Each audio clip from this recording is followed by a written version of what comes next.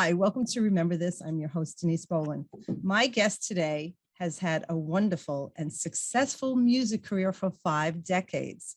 He has recorded a total of 13 studio albums and has charted more than 20 singles on the Billboard Hot Country Songs chart. He has had multiple #1 hits in country, gospel, and blues. Everybody, please welcome legendary country music singer, T. Graham Brown. Hi, T. Graham. How are you? I'm so blessed to have you here. I'm doing well. Thank you for having me. You know, I was listening to you introduce me and you said legendary.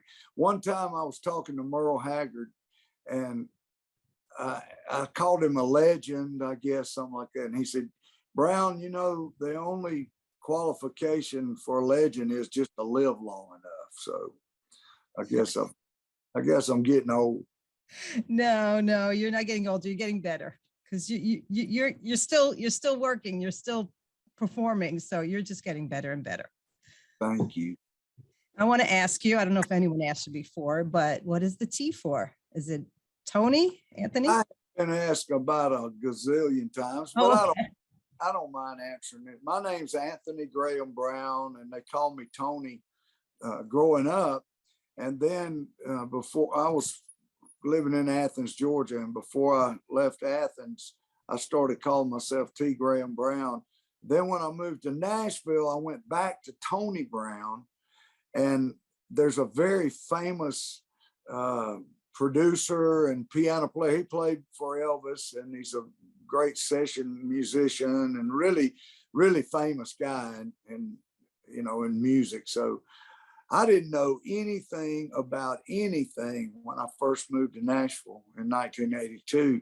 So I just found out who the president of RCA Records was, and I called RCA Records and asked for that person, and they said, who's calling?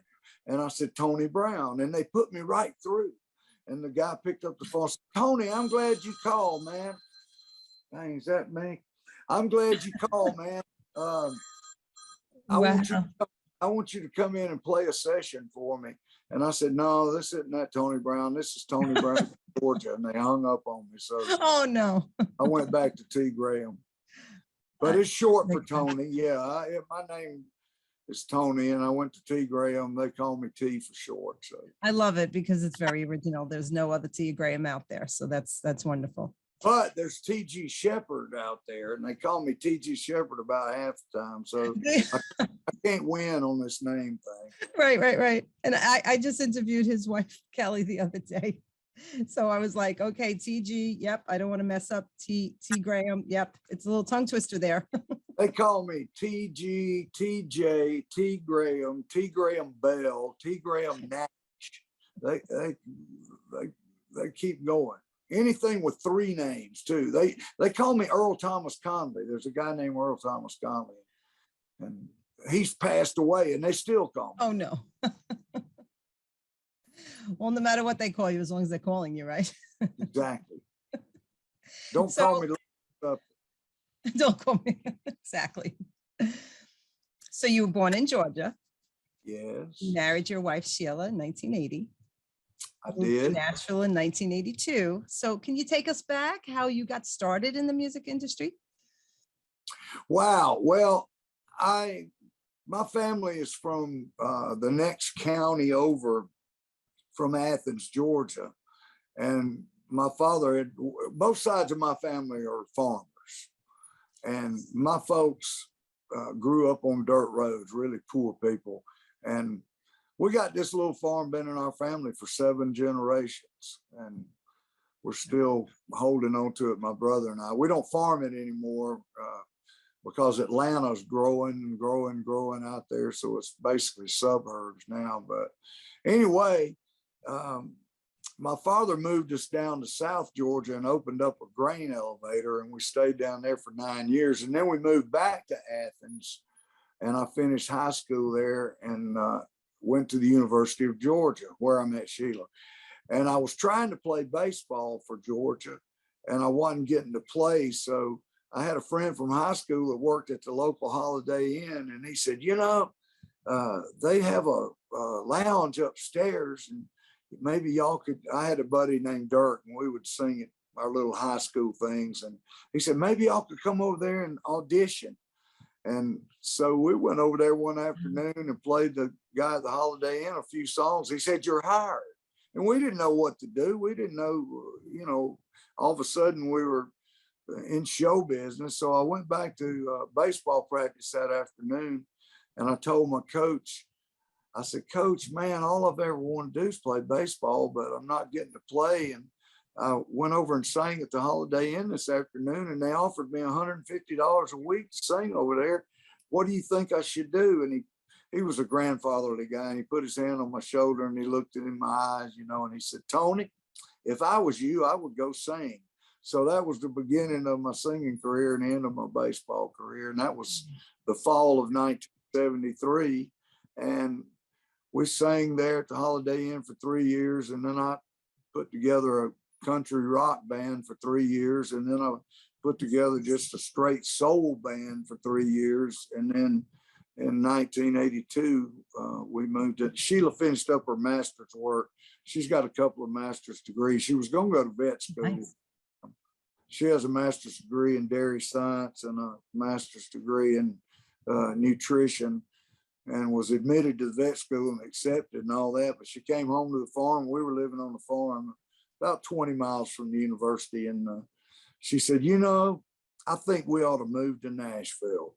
And I said, well, what about vet school? And she said, well, I can always come back and go to vet school. She said, if we don't move to Nashville, you're going to be second guessing yourself the rest of your life. So we picked up and moved to Nashville, and she took a job at a department store during the day and waiting on tables at night. And I started singing songwriter demos for publishing companies at $20 a song. And that first 6 months we were in Nashville, I only made $900. So it was great that Sheila was working. And then it just got better from then on.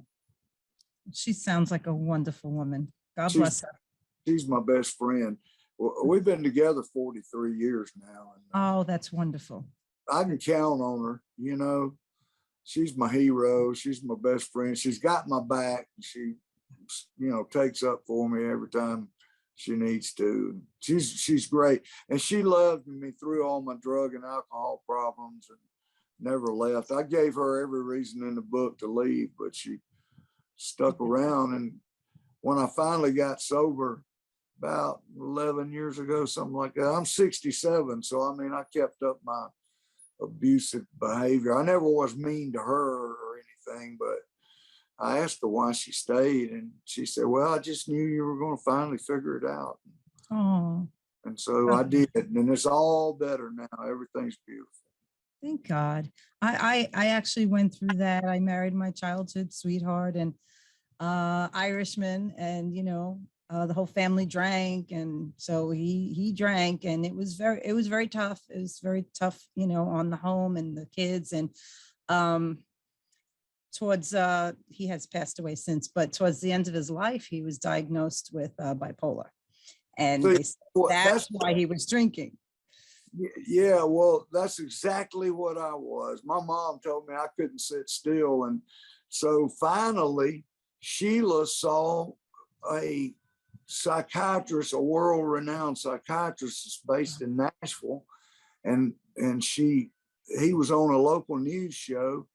And he said that bipolar and alcoholism are very often the bipolar causes it, because you're trying to self-medicate, you're trying to make yourself normal. And he said it's a family disease. And when Sheila heard that, she called up. We were on a waiting list for about 6 months, but he's turned out to be a great friend. He's a grandfatherly kind of guy too. And so my bipolar symptoms are pretty much under control. I have to, I get off every now and then. I'll get weird. And if we need to adjust my medicine or change my medicine, he's a pharmacological psychiatrist. He has a doctorate in pharmacology, which is drugs and their interaction. And he's also has a doctorate in psychiatry. So he's just an expert at finding the right drug, or if he has to put two drugs together and he knows how much of each drug to put, he's a a scientist and a psychiatrist. Plus, he's a great guy. Yeah. And it's so important that you do go and find out and see if you have this. It's important. There's nothing to be ashamed of, to go to Oh, a and you know what? psychiatrist. Denise, every show that I do, I wind up with this song I wrote called Wine into Water, which is just a prayer to get sober. But I always tell people, see, I have a bully pulpit. I can say what I want to up there. And I always tell people about my bipolar and tell them that if they have I said, I'm mentally ill and I don't mind talking about it. I said, it still has a stigma attached to it. And I say, men in particular don't want to admit it. And I tell people, I said, you don't have to live like that because they make medicine now that can control the symptoms. So by all means, find a good doctor and go get checked out because you just don't have to live that way. Yeah. I don't know if you know the actress Patty Duke had it. Yeah. I love Patty Duke.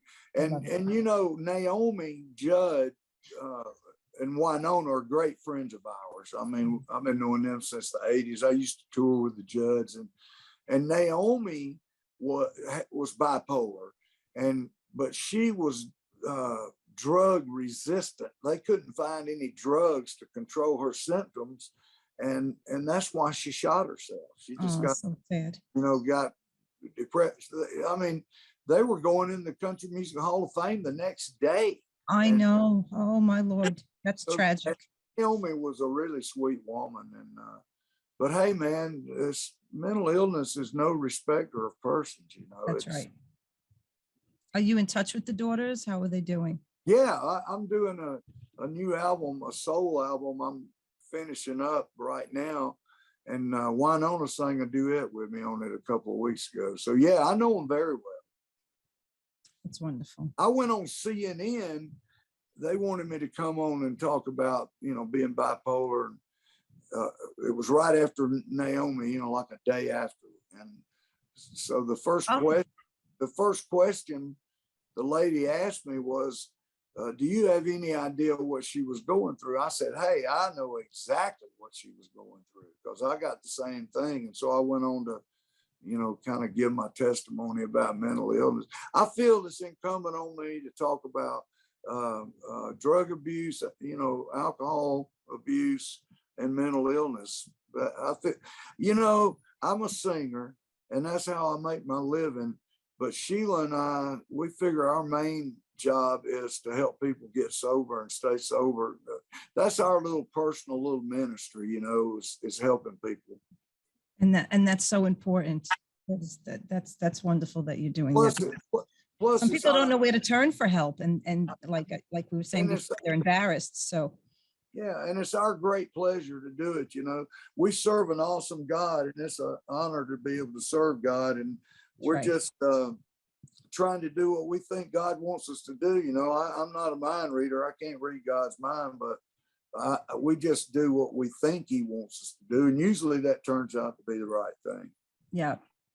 Well, he opens doors and he closes doors. So if he's leading you in a direction, then that's the way to go. Definitely.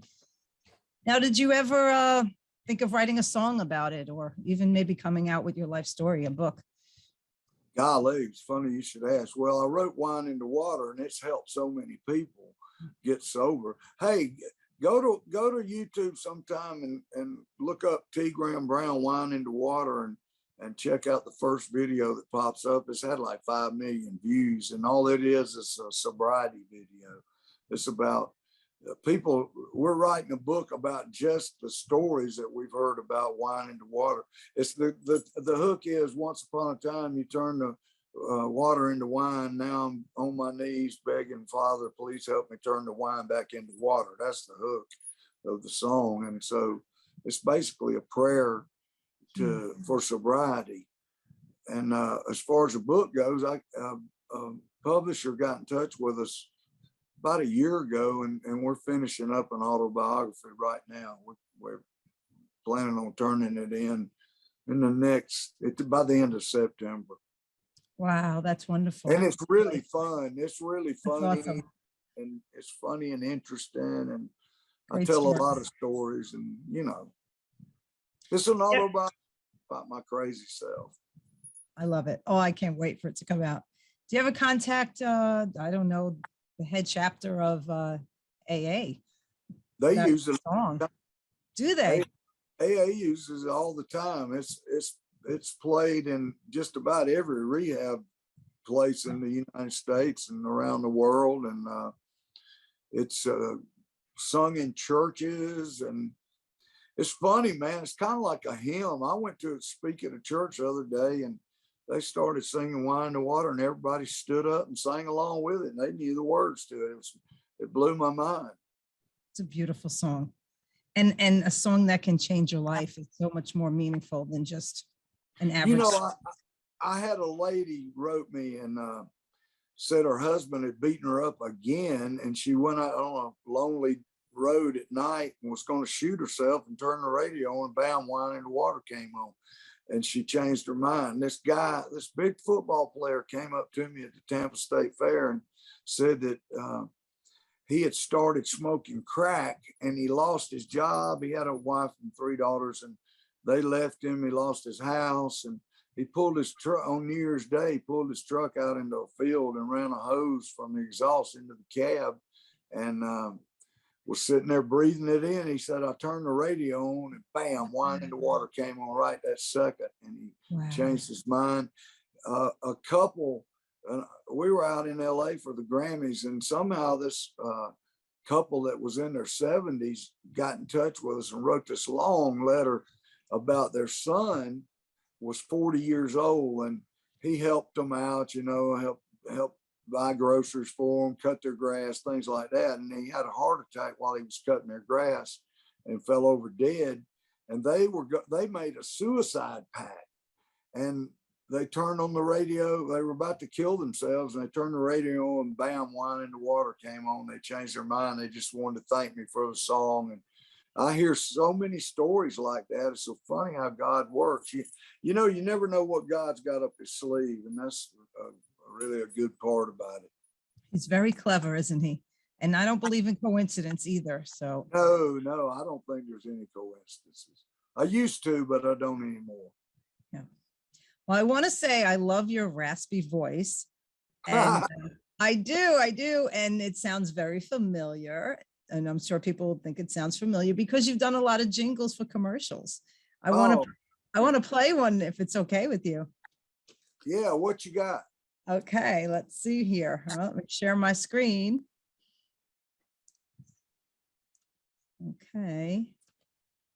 Does this look familiar? Well, if you're sharing your screen, it's got Taco Bell. It's Taco Bell. Ah. There you go. Look at you. Oh, man, I was young. Yeah, we all were young. That was probably in 1990, 91, something like that. Yeah. I was a Taco Bell guy, baby. I sang the jingle, and I was on camera for 4 years. People got sick of seeing me. People changed the channel on me so many times and didn't realize it. It's a classic. This is great. I mean, I remember this commercial too. Well, I did them for 4 years, so I don't know how many of them I did. I did, a couple of dozen of them. I think they only have 2 or 3 on YouTube, but yeah, I did them a lot. I'd go out to Hollywood, and then we'd go out into the desert, Joshua Tree National Monument. That's where that's filmed, and gosh, we did a ton of them, and I'm still doing jingles. It's so funny.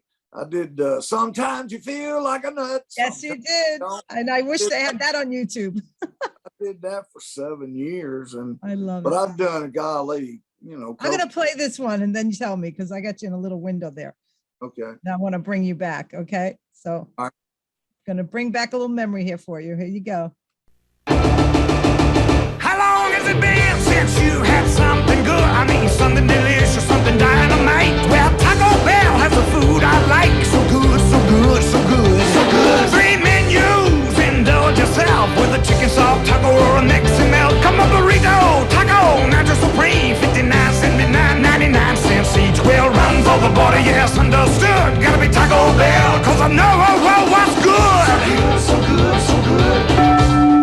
That's awesome. Oh, that's funny, man.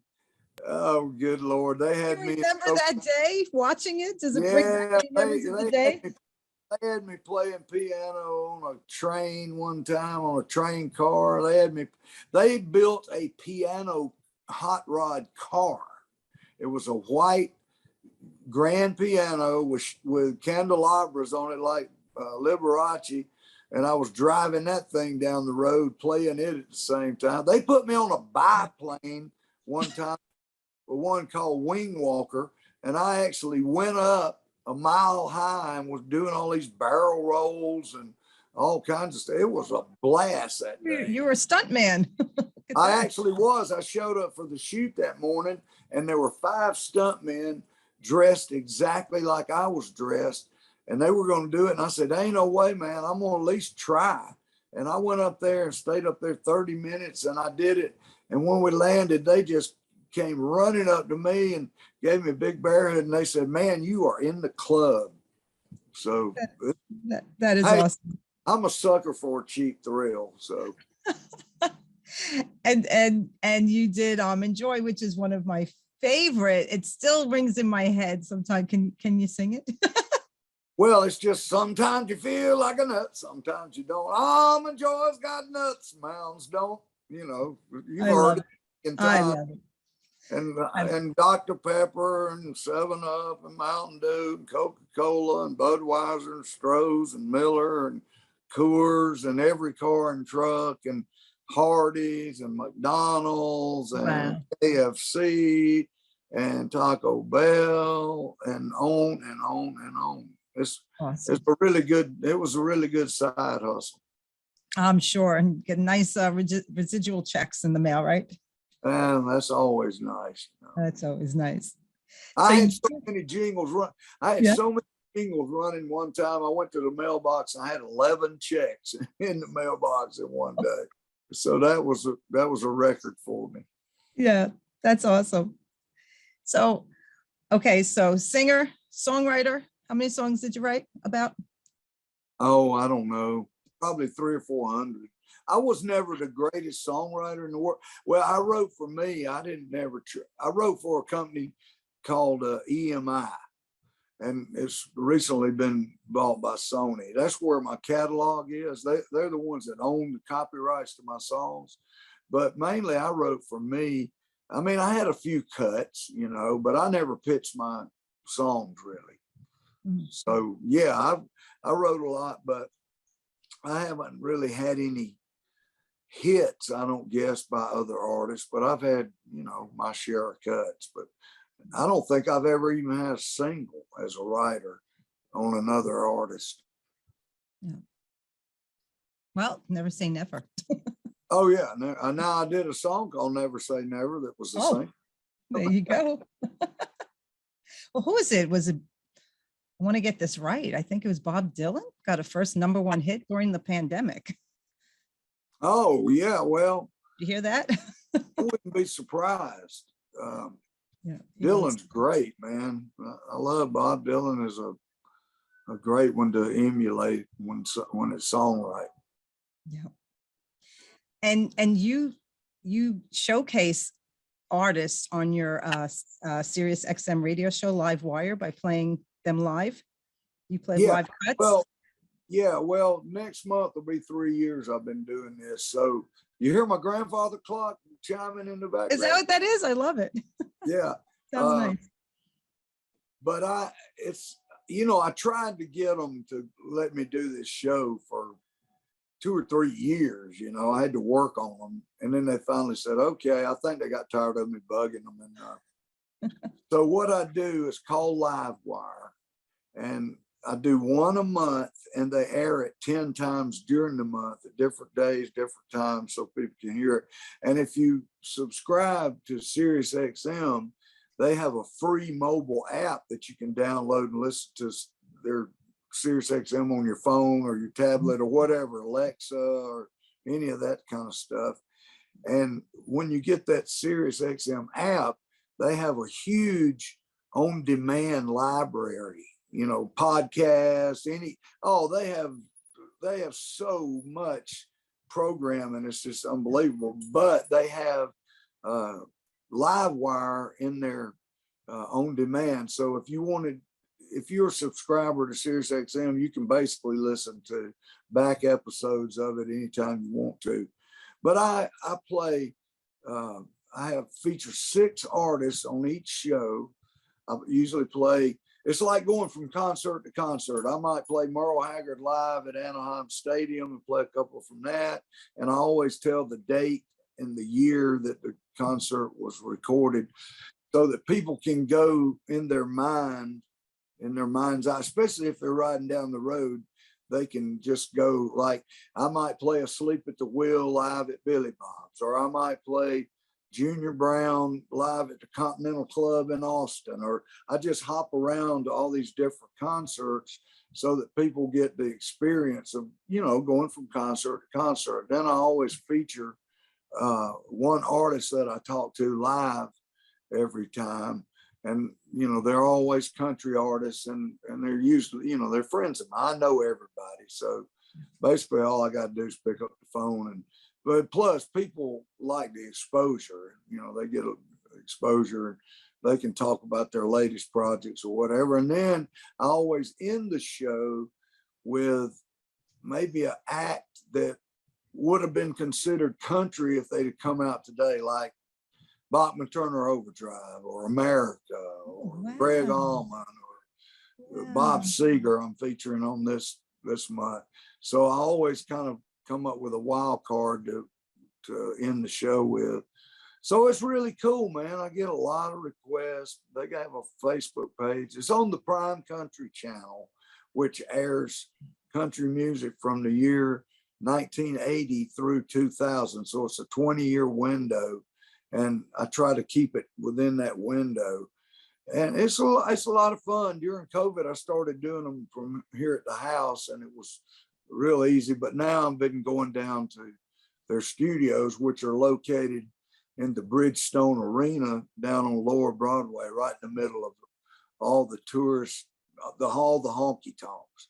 And there's a glass there, it's encased in glass, so you can be doing the show there and look out and see Lower Broadway. It's really, they have a cool studios, and they also built a theater there, and they call it the Music City Theater, and they have artists come in to that and do acoustic shows. It's about 100 seats, and so that's really good. And I access some of those concerts too. Yeah.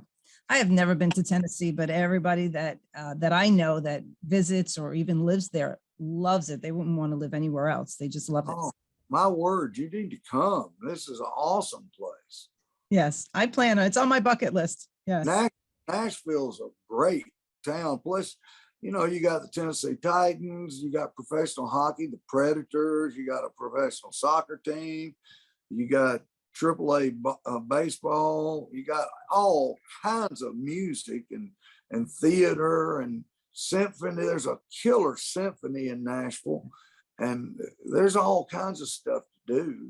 The Country Music Hall of Fame, Grand Ole Opry. I'm doing the Grand Ole Opry tonight. Are you? Oh, how exciting. Yeah, so now would that go on YouTube when you do performances? Do you have your own channel, your own platform? Well, the Grand Ole Opry occasionally broadcast. I've done the Grand Ole Opry 400 times in my career, but yeah, we have a YouTube channel that we're trying to get programming on. It hadn't been up long. I have a great guy named Austin Smith that does all our socials, and he's working on the YouTube channel. So we're trying to build it up too. Nice. Well, as you can see from you were asking about my dresser before, I'm from Brooklyn, and I heard you collaborated with Lil Anthony from Lil Anthony and the Imperials. Wow, also from Brooklyn. Little Anthony, what a sweet man. He's 83 years old. He's living down in Boca Raton, Florida now. So I flew down there, and we rented a studio in Fort Lauderdale called the Power Station. Actually, there's a power station in New York City too. And we recorded him down there. I got Sam Moore from Sam and Dave. I don't know if you ever heard of that duo from the 60s. So, and I got him. I recorded him at Criteria down in Miami. Winona's on it. Tanya Tucker's on it. Dwight Yoakam's on it. Sammy Hagar's on it. A guy named Eddie Floyd that had a song called Knock on Wood. It's all 60s soul songs. I went in down, it's called From Memphis to Muscle Shoals, and I cut 13 soul songs that were either originally cut in Memphis or Muscle Shoals, Alabama, which had so many hits cut down there. And I just called up some friends. It did start out to be a duet album. I think I wanted Tanya on it, and then I just started calling a few people. And there's a guy named Randy Houser that's a country star these days, and I got him to sing Sitting on the Dock of the Bay, but he's the only Nice. current, country star on there. Oh, I got a lady named Betty Levette. I don't know if you've ever heard of her. She's up there, and she cut her part in New York City, and she's an old soul singer she's probably 75 or 6, and she's from Detroit. She grew up with Aretha Franklin, but she lives in New Jersey, and she just went over to New York and did her part. But like Sam Moore from Sam and Dave's 87, and he sings like he's 20. And then Eddie Floyd's 84, Little Anthony's 83, Betty Levette's 75, and Sammy Hagar, I bet, 75. And these guys are, we don't call ourselves old. They came up with a great name for us. They call us legacy artists, and that sounds better than has been. Yes. Well, you're definitely not a has been. We just had Dion from Dion and the Belmonts come to Island. I wanted to get Dion's one of my favorites. He's a raspy singing. He's a great singer. Yes. Gosh, I should have called. I'll get him on volume 2. Oh yeah, you have to. He's 83, and oh my God, what a show he put on. And you know who else is singing great is Felix Cavalieri from the Rascals. He's I don't know if you remember him. Yes. But I think he's originally from up there, but he lives in Nashville now. Bunch of old rock and roll stars live in Nashville now. Yes, they do. How about I just had on for the 50th anniversary of American Pie, Mr. Don McLean. Oh, he's a great friend of mine. We have the same manager. Look at that. I did not know that. Hey, how about that documentary they just came out with where he explains the meaning of the song? That's cool. I love it. And I'm going to share this with you. So during the interview, actually just before we were closing, I said, I have one quick question for you. I said, this always bothered me. I said, the name of the song is American Pie, but you sing Miss American Pie. Is that a play on Miss America? And he said, yes. He said, look at that. You found something I didn't put in the documentary, he said. So I always wanted to know that. Hey, Denise, you're very. What's that? You're very bright. Actually, my brother came up with that, but I'll take it. I said, what do you think he means by Miss? He goes, maybe Miss America. Yeah, Don's, gosh, what a genius. Isn't he? I did a benefit with him the other night, and he's singing great. And he's so sweet to me. Yes, he's wonderful. And I just went to go see him in Pennsylvania. He was performing. Yeah. How long ago? I want to say 2 weeks ago. He was in Glenside. Yeah, some of my best friends are in his band. One guy I went to high school with in Athens, Georgia, is in his band. Yeah. Okay. So my maiden name is Migliori, and he's got Tony Migliori, his keyboardist. Yeah. Yeah. Yeah. I don't know Tony personally, but I know who you're talking about. Yeah. And I know he's been with him forever. Yeah. Yeah. So maybe you guys, you never collaborated, right? Did you ever do a song together? No, but you should. For volume 2, he would be a great. That would be awesome. Did you ever do American Pie? Did you ever Never, because I couldn't remember all the words to it. That's the best answer I have heard. That's great. Hey, my mind can only hold so many songs. It's like if I learn a new song, it pushes one out. So right. One at a time. I have a limited number of songs I can remember. That's great.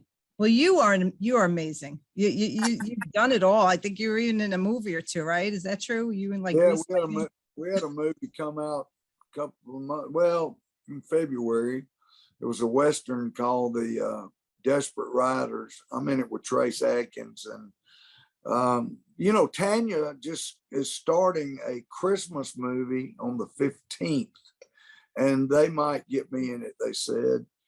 And then I've been in 5 or 6 movies, you know. Hey, you know what? At this point in my life, I'm not out there chasing a hit. Everything's really relaxed. I get to do what I want to do. Nobody tells me what to do. If a show comes in and we want to do it, we take it. If not, we pass on it. I got the SiriusXM show. I'll write a song every now and then. I get to make the kind of albums I want to make. I'm just having a blast, man. I'm having more fun now than I ever had when I was having #1 songs. Look at that. You're living your best life ever. God is good. Yes. Oh man, are you kidding me? God is wonderful. It's wonderful. And you've done a gospel album. What's that?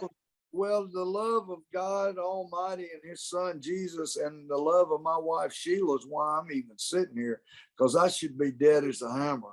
I should have been face down in a ditch a long time ago, but thank God Sheila was able to pray me through it. And because I'm telling you, I was just that close to crashing and burning for good. Wow. Hey, I was getting up in the morning, pouring vodka in my coffee before I brushed my teeth, firing up a joint. If there was a pill there, I'd take it. I mean, I was in bad shape. I was really, it was pitiful. And I looked in the mirror one morning. This is as corny a story as you've ever heard. It's a cliche of a story, but I looked in the mirror one morning and I looked like death. And I asked God to help me out. And I think for the first time I was sincere about it. And I used to think about where I was going to get my next drink or pill or high 24/7. If I was awake, I was trying to figure out how I was going to get a buzz.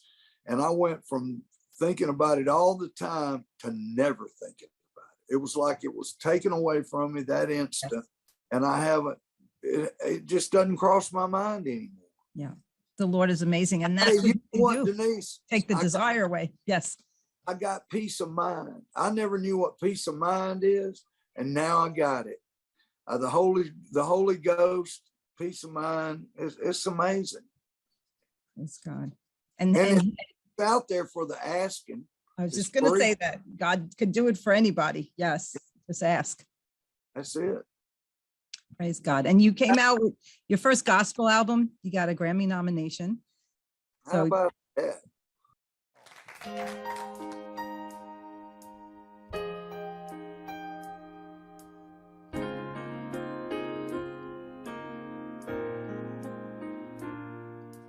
Close your eyes and visualize that day in spring, the moment when I met you from the start.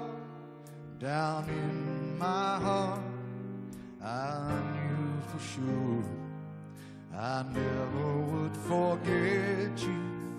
Now I see what I used to be. Oh, I'll never be again. Oh, I remain forever changed.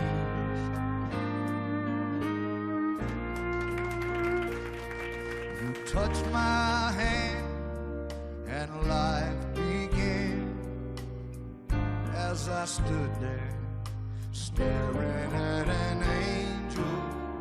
Time stood still when you revealed that tender smile to a perfect stranger.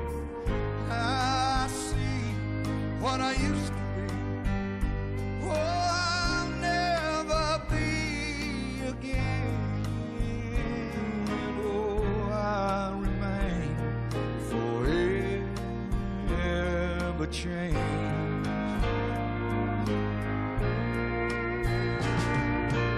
You took control of a wandering soul and gave his heart home. And all that's left of the man I knew, oh, thanks to you, is gone, gone.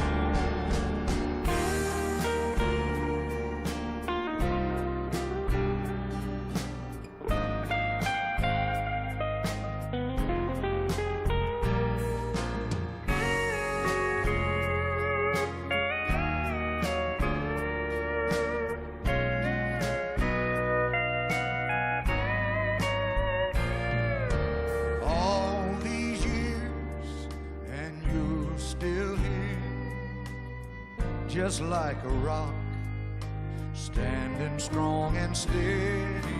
For what it's worth, when I leave this earth, oh, because of you, I know I will be ready. Now I see what I used to be. Oh, I'll never be again. Oh, I remain forever changed. Oh, I remain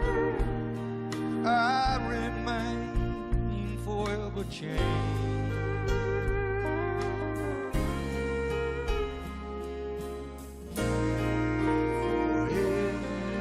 Forever changed.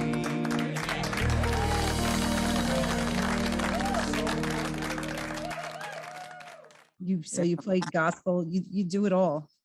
That's Well, I amazing. started out singing in the church when I was a little boy, you know. Oh. So, I but think yeah, that was the first gospel album I did. I've done all kinds of albums. You said 13. I think I'm actually working on this is the 17th one, but Oh, wow. that's neither really here nor there. But No. I've cut all different styles of music, and thank God I've been successful in every field of music, and everything I've done's turned out good, or well, rather. Yeah. I have to use correct grammar. Not with me, you don't. I'm from New But yeah, York. I You know went how to we talk. I went to the Forget about University it. of Georgia. I went to the University of Georgia, but it didn't help much. You know?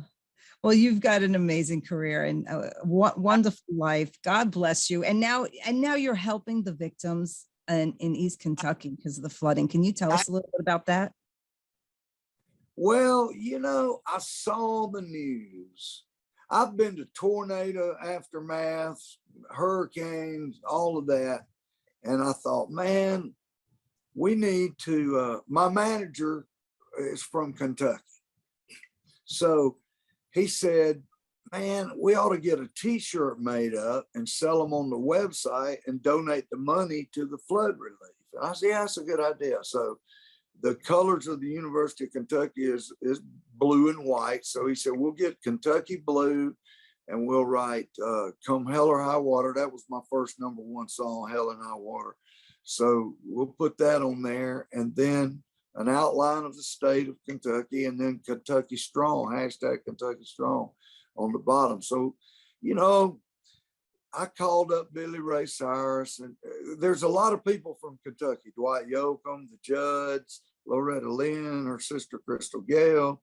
There's a band called Exile, Ricky Skaggs, and all these people. So I called them up and I asked Billy Ray's got a few million followers, as does Dwight, and all these people have a huge amount of followers. So I said, can you just put a link on all your socials? So they did. And I asked them to you know, steer them to tgrambrown.com and then share our post on it. So, man, we went from selling a couple of shirts to selling. We're sending them out all over the world. We're about to top $100,000 at $25 a pop, and it's still growing. It shows no signs of letting up. So it's just been crazy. It's crazy good. And then so I loaded the bus up in a big trailer that we pulled behind the bus with stuff, and we actually went to the place. So I got in a car and rode around all these backwoods hollers that got flooded out, where people mainly live in mobile homes, and now all that's left is a concrete slab. And I toured this place, and I mean, debris was in the tops of trees. Oh. That's how deep the water was, and it hit it at 2 a.m. So it just washed people away, and it washed their homes away. There's still a couple of hundred people missing. And there's been like 40 something, the bodies that they found, but there's still so many people that they don't know where they are. And it's just horrible. And I would stop at some of the houses that were standing, people shoveling out mud and all this. And I stopped and would talk to them, and they would invite me in their house to see how horrible it was. And so it's nothing like you see on television. It's hundreds of times worse than that. It's your worst nightmare. Like, for instance, there was a couple that had 3 small children, and the water was rushing by. They tied them, all of them together with an extension cord to hold all 5 of them together. The extension cord broke. The 3 kids washed away and died, and the couple committed suicide the next day. No. So there's stories like that all over the place. And these people live in extreme poverty to start with. They don't have much to start with. And then a guy came on the bus they're using this gymnasium at the junior high school, the elementary school, to store all the donations, the clothes, diapers, all that stuff. And this guy got on the bus, and he was a big veteran, he's probably in his 40s and great shape and all that. And he was crying like a baby.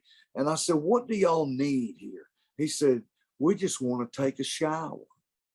These people are walking around dirty, and they want something as simple as a shower, but the water's off, the power's off. Imagine that. Imagine not having toilet paper, going to the bathroom and not having toilet paper, or not even have a bathroom to go to. Mm-hmm. I talked to one guy, all he had a pair of cut off blue jeans. He didn't have a shirt. He didn't have any shoes. These people got wiped out in the middle of the night. Imagine that. Well, I'm glad you're bringing this up, because I'm here in New York and I didn't even know about it until I found out that you were involved with this. Back in 2012, we were hit by Hurricane Sandy. I don't know if you remember. Yeah, that was god awful too. Oh gosh, so we lost a lot of people, drowned in their homes. And you were talking about the children. This mother was trying to escape with her 2 kids, and they got washed into the ocean. It was just horrible things happening. We lost we had our whole basement was filled with water to the top. So we lost everything in the basement. We lost 5 cars between all the family members. Well, thank God we were okay. Sandy was as bad as I've ever seen. Yeah, it was pretty bad. Katrina and all, but boy, Sandy was just unreal, and the boardwalk and all that. Oh yeah. But I think, haven't they pretty much gotten back to normal now? We are. Thank God. We had FEMA come in right away. I know you never get over it. You never get over it, and especially psychologically. Psychological, yeah.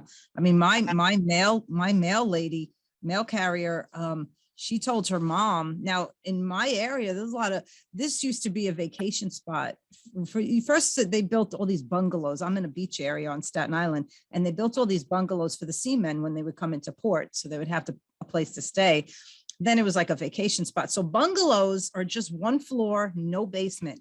So because the waters came in almost up to 30 feet, tall waves, the bungalows just filled to the top, and people trapped in their homes couldn't get out. So my mail carrier, when they saw the water rushing in, nobody could anticipate how bad it was going to be. But she says, let me go move the car up a few blocks up.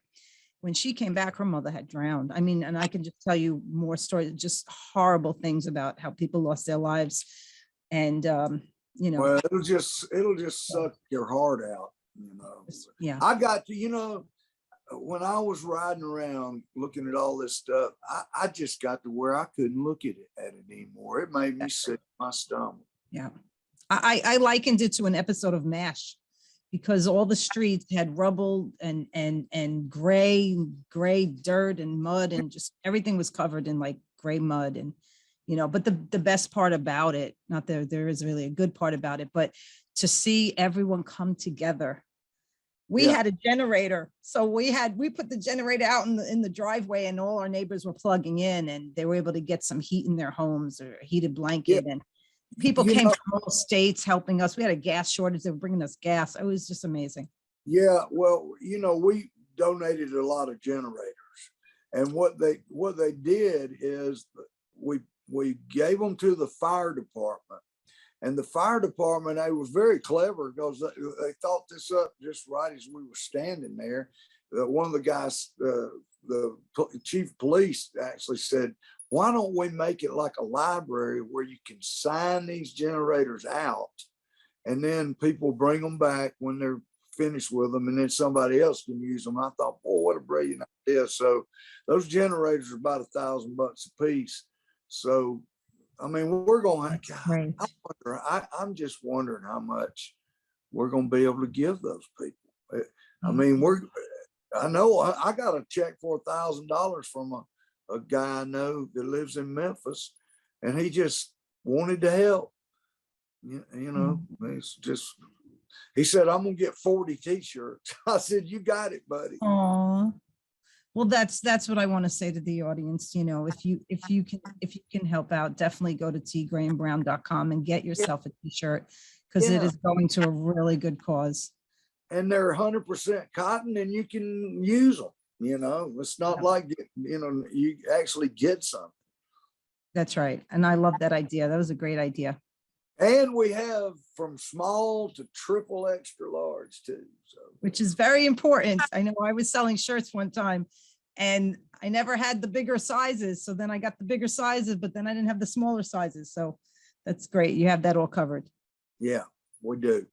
Did I tell you that, there are these companies, fulfillment companies, that a lot of the artists will hire a company, and the company will have a huge warehouse, and they'll put, let's say, let's just use Billy Ray.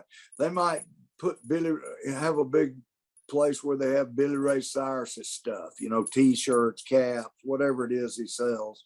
And then they have all these different artists that they fulfill the orders for. And the guy we're using, the company we're using and have used for our little website, we don't sell much stuff. I mean, on a day-to-day basis, we don't sell, I bet, $100 a day, not even that much. But the fulfillment people have had to reorder these shirts. So they said, this is the biggest thing we've ever had. No other artist has had this much. He said, it's unbelievable, especially all at once. He said, this is crazy. So it just morphed into this viral nationwide thing. And God's doing it, not me. We have, we have like 5 people in our little organization, and we're all working. Sheila was sitting in the floor last night, sizing t-shirts and putting them in envelopes and taking them to the post office and mailing them. I mean, we're doing this ourselves. God bless you. God bless you. Well, I'm definitely going to get a shirt. And I absolutely love talking with you, and I want to bring you on again. Okay. Well, Scott. Scott. I do. Yeah. All you got to do is call him. I'm always at your disposal. So anytime you need anything, if I can help you out, just call me. I love that. Thank you. Thank you so much. God bless you. I feel like I made a new friend. Oh, you did. Thank you. Give Sheila my love. I And will. guys, just want to remind you, go to tgrahamBrown.com. There you can get a lot of information. You have your music listed there and events. And I was going to say, go to T. Graham Brown Facebook and Oh, start following us on Facebook, because we keep it up, put something different up just about every day. And you can go there and see the details about getting a shirt also. Okay, great. And I'm going to put all those links in the description. And don't forget on YouTube as well to go to your channel on YouTube. Hey y'all, it's T. Graham Brown. Welcome to my YouTube channel. You're going to find all kinds of fun things like music videos, concerts, and maybe even some of my commercials. Glad you came. Enjoy yourself. Any final thoughts? Anything you want to share with the viewers? Well, God loves everybody out there, and don't ever forget it. And I know there's some craziness going on right now, but just remember, God is still on the throne 24/7, pulling the strings, and everything's going to work out fine. I know that. And God bless you, and God bless all your listeners, and God bless the United States of America. Thank you so much. God bless you, and hope to talk to you soon. Thanks for having me. Thank you. It was my honor.